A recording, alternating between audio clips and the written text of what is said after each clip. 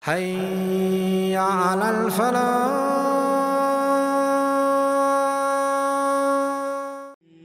Secondly, the issue of time. My brothers and sisters, many of us are guilty of not spending time with our families.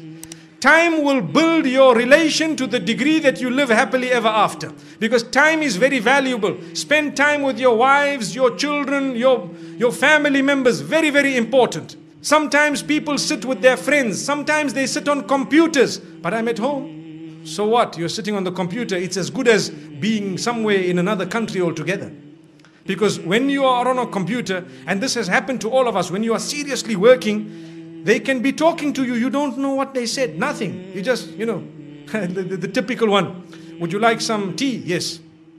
Did you even hear what they said? You didn't. They say, so today I went to the school. Yes. Today it was your child's graduation. Yes. Today he won a prize. Yes. But you haven't heard anything. You are very stupid. Yes. Allahu Akbar. Why? Because you didn't hear anything.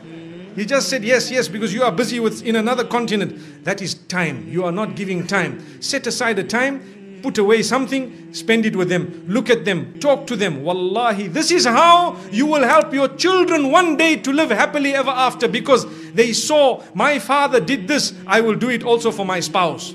My mother did this, I will do it for my spouse. Today we have a difficulty. Father is in his own world. Mother is in his own world. And the children are in their own world. When they get married, they are also in their own worlds. Because that is how they grew up, watching their parents in their own worlds. But when the father spent time with the mother, they were very fond of each other. They exchanged these very romantic glances and whatever else may have been within respect in front of the children. Obviously respect is required, but they need to see that there is affection between the two of you. So when they grow up, they understand that love is not just about the outward looks of a female, but it is something far deep. After my mother gave birth to so many children, still my father considered her as the rose of his life. Allahu Akbar.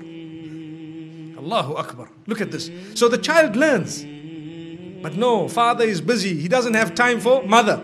But when the secretary walks in, oh yes, how are you? Okay, yes, have a seat. Can I get you some coffee? But mother was asking you if she could get you coffee. Now you are asking her if you could get her some coffee. And this is a totally different person. Allahu Akbar. So the child watches. So what are we doing? We are reducing the chances of the child living happily ever after, let alone ourselves.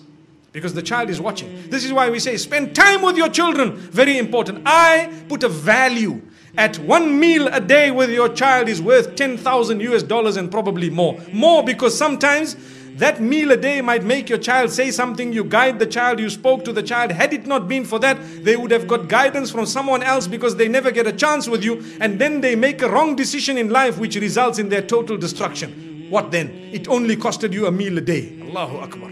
Allahu Akbar. This is why, get home early. Don't go every day and say there was a lecture tonight. This is why we only remain here for 3 nights or 4 and we go away. So you cannot go home and say tonight there was a lecture. Which lecture? What did they say? Are you going to say that they said we must not spend time wasting time outside? We must get back home, physically home. Even your friends, believe me, many marriages have broken because of friends. The friends say, hey, what are you doing, man?